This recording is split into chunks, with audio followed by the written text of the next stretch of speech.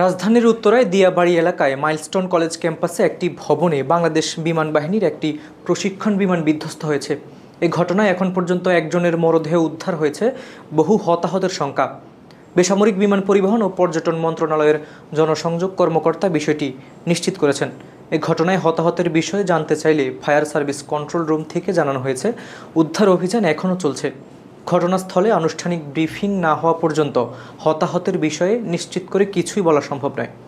জানা গেছে, বিমানটি চালাচ্ছিলেন বাংলাদেশ বিমান বাহিনীর স্কোয়াড্রন লিডার তৌকির ইসলাম।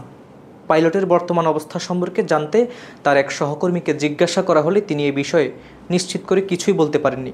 মাইলস্টোন ক্যাম্পাসে স্কুল ছুটির মুহূর্তে যে ভবনটির উপর বিমান বিধ্বস্ত হয়, সেখানে মূলত প্লে গ্রুপ থেকে শুরু করে বাচ্চাদের ক্লাস হতো।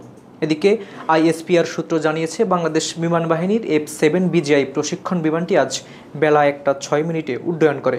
উড্ডয়নের কিছুক্ষণ পর বেলা 1টা 18 মিনিটে বিমানটি বিধ্বস্ত হয় বলে জানানো হয়েছে ফায়ার সার্ভিসের এক খুদে বার্তায়।